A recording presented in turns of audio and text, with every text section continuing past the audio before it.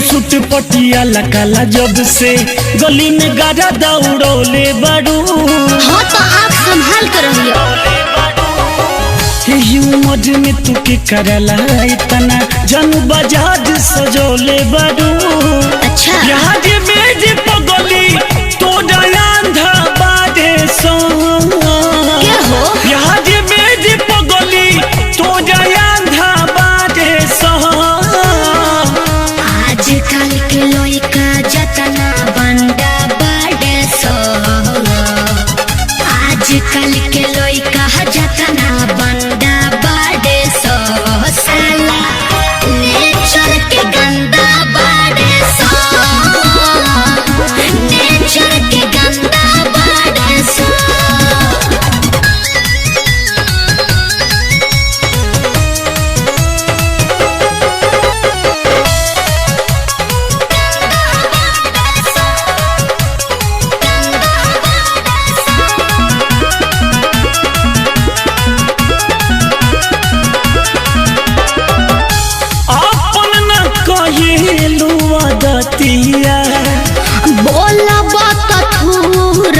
बनकिया बाली गो ठलाली तोर बेजोड़ बा। एकरा से मतलब कवन तोर बा?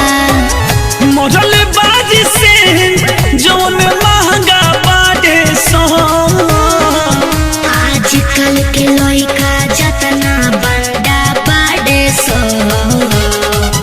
आजकल के लइका जतना बंदा बाड़े सो। साला नेचर के गंदा बाड़े सो। नेचर के गंदा बाड़े सो।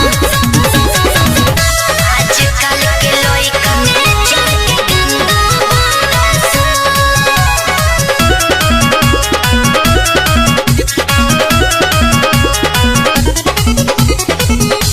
पवन के सटा तनी पंजरा ना हो पुछाई हमार काजरा। होई पछतावा तहरा भूल के। करिले पसंद हम मंजूल के। झूठ सच बोला तोहर धांधा बारे सो। आजकल के लइका जतना बंदा बाड़े सो। आजकल के लइका जतना बंदा बाड़े सो। साला नेचर के गंदा बाड़े सो। नेचर के गंदा बाड़े सो। उम्र में तू के करला इतना जन बजाज सजोले बारू। अच्छा यहाँ जे मेज पगली तो अंधा बाजे सो। क्या हो? यहाँ जे मेज पगली तो अंधा बाजे सो। आजकल के लइका जतना बंदा बाड़े सो।